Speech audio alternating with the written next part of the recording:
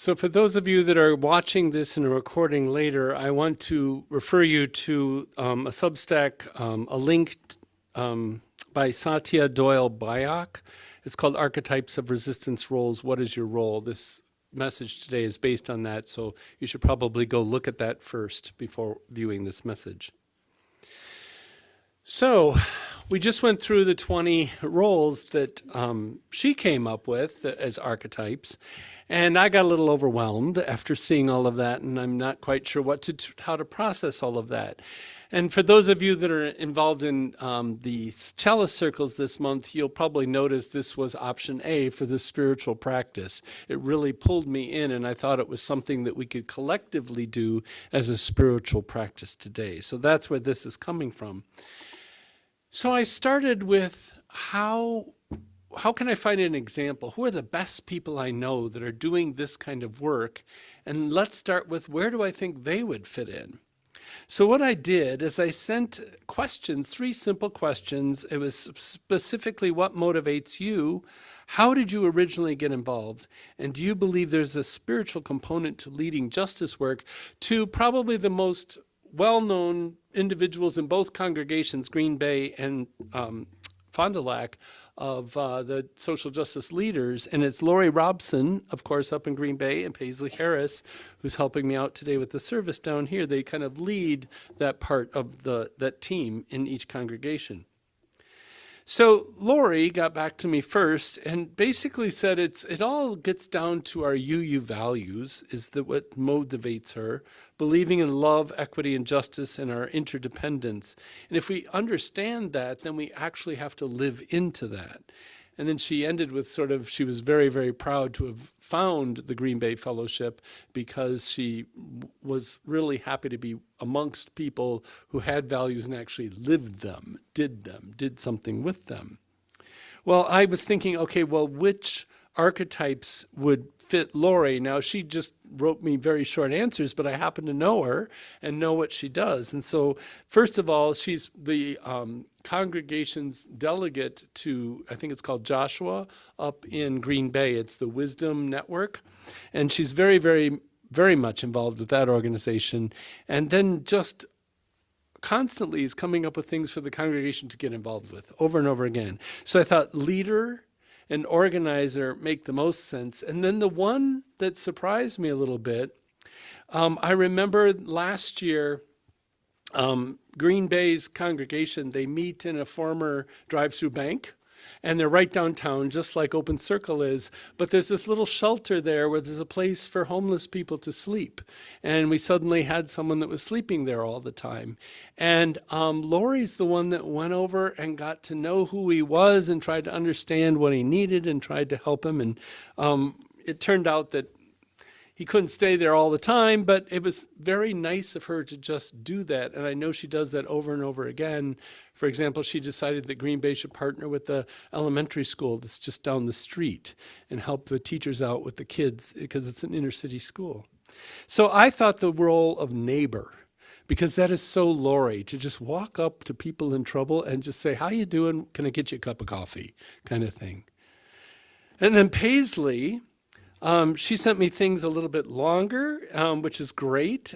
Paisley is a retired history teacher. So, yeah, nobody here is shocked that they're kind of chuckling at it. And so it's fabulous, Paisley. Thank you. She wrote, she has a deep belief in the equal worth of all human beings, just like Lori did, and that all people should have their basic needs met. And it maps very consistently with the values that we have here at Open Circle. Then there's also this these beliefs are coupled, she said, with a deep conviction that it's not just me, but all of us, and our government and institutions have a responsibility to work to further all of these ends. And it gets into kind of a love and a concern for people. She wrote this: I have been motivated by specific interactions with people. For example, I've always felt that LGBTQ folks should be treated equally, but I was influenced to be more activist by having a close friend in college who was gay, and later in life by LGBTQ students. So all of that comes out of her motivation. She's motivated by her knowledge of history of social justice movements, from the long history of Black anti-racist and civil rights activism, indigenous nations work through the tribal governance structures, and through groups like AIM, Women's Lib, and the feminist movement, the gay rights, LGBTQ rights movements. So, and then she goes on to, it's all started in Macalester College, and we're of the same age, and I remember being involved in some of those same movements of freeing South Africa at the time.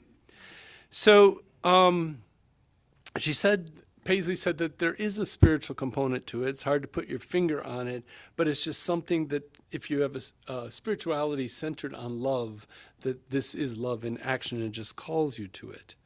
So what I came up with for the roles for Paisley then was somewhat similar. I'm trying to find them real quick. Where did I put them? Well, anyway, I'll do them from heart because I know what they are. There's this leader. Oh, here it is. Leader, of course, organizer, same as Lori. But in this case, there's one called Wisdom Keeper.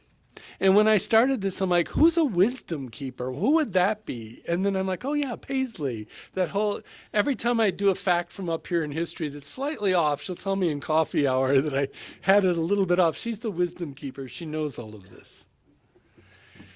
So January's theme is practicing resistance. And why is this a central spiritual practice in Unitarian Universalism?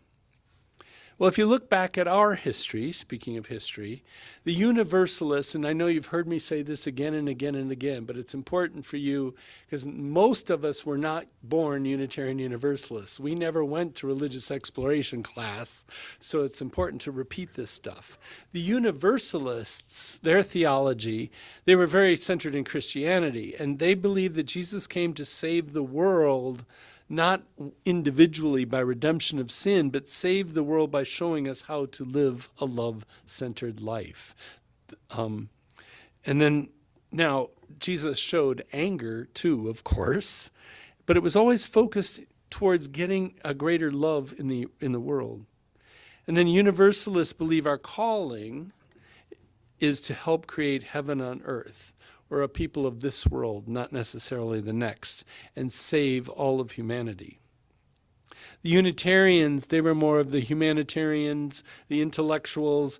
They were all about the inherent worth and dignity of all. They were the writers of the Constitution and the Declaration of Independence were Unitarians. And so it was all about, if you believe in these principles, then you have to work towards them. So I believe that Unitarian Universalists are called to practice resistance to evil forces in the world. Justice, and we do it in two ways, frankly, if you think about it. Justice work is resistance to systemic oppression. Charity work is resistance to the perpetual harm that systemic oppression often causes. So if you have a system that's not working right, for example, and you have some percentage of your population that constantly is poor, can't eat, because they don't have enough food, we do a lot of things. Many of you here in Green Bay, or where am I? Fond du Lac are involved in the Fond du Food Pantry because there are people who just can't make ends meet and need that to work. Then the justice work is to try to build a society where they would be able to have enough money that they didn't need to use the food pantry. So it's important that we all are involved in social justice work at some level.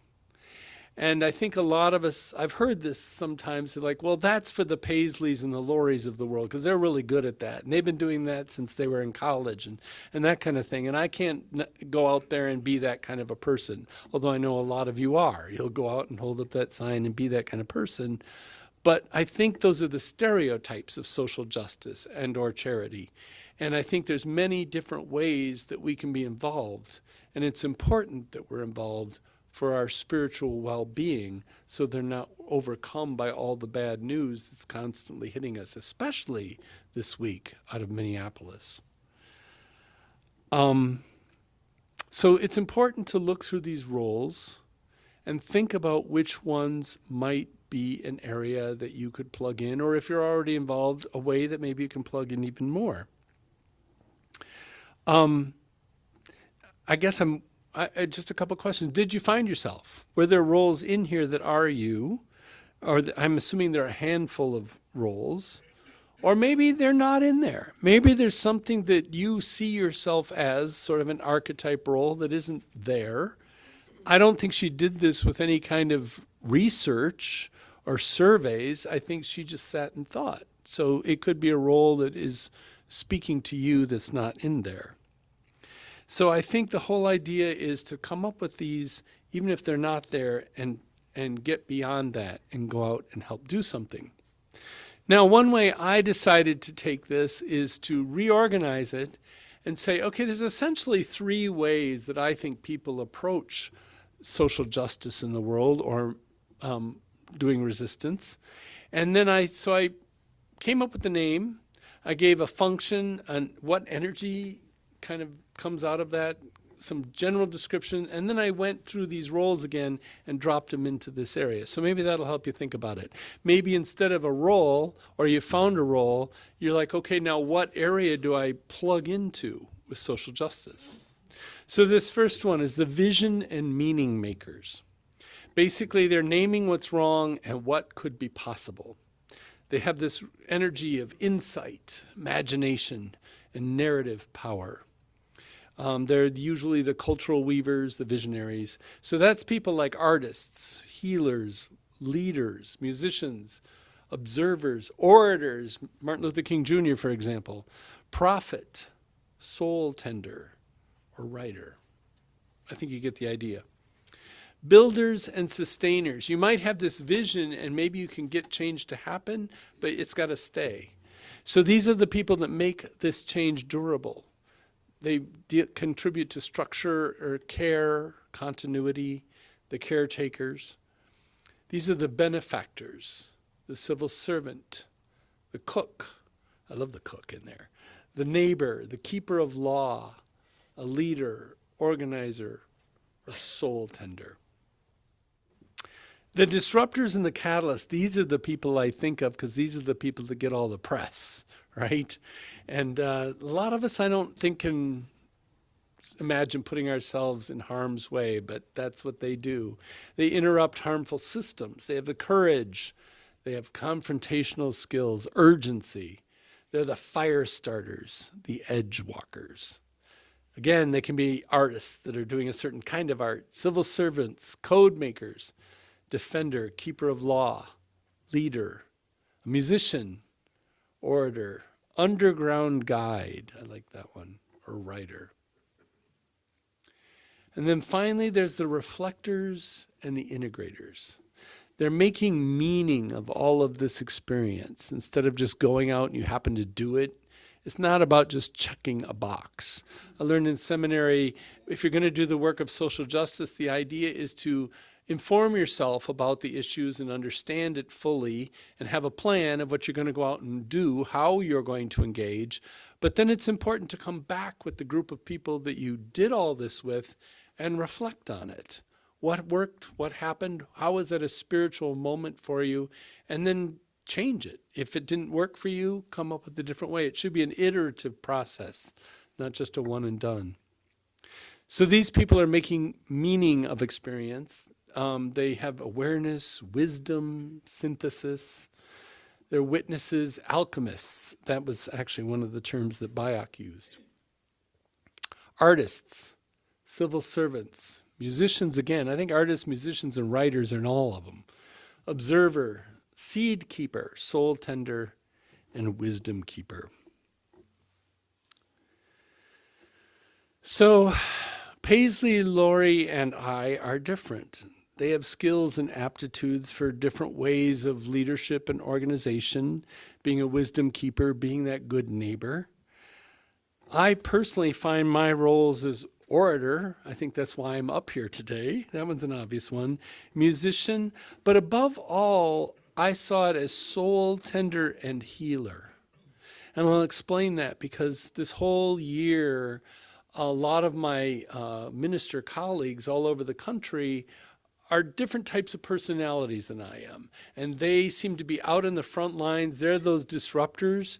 And then I think, how do you get your work done? How do you have a sermon on Sunday morning? What is your congregation doing while you're doing all of that? And I'm so happy that they have the energy and time to be able to do that. And they have a congregation that clearly supports that. And I thought about it. And all the people in my congregations are already very, very engaged in the community. So my role is to create spaces like this where we can come together, you can recharge your batteries, you can speak with other people, get pumped up. That's what that soul tender and that healer is about, especially if you come to me and it's a pastoral care kind of moment. I'm here to help you resist in your roles. I'm here to help recharge your batteries of energy and passion for this work. And it is hard work at every single level. It's demanding work. And ultimately, it's spiritual work, spirit-saving work. It's the antidote to being overwhelmed by fear and anger. And it's an important way to live our life filled with as much love and joy as we can.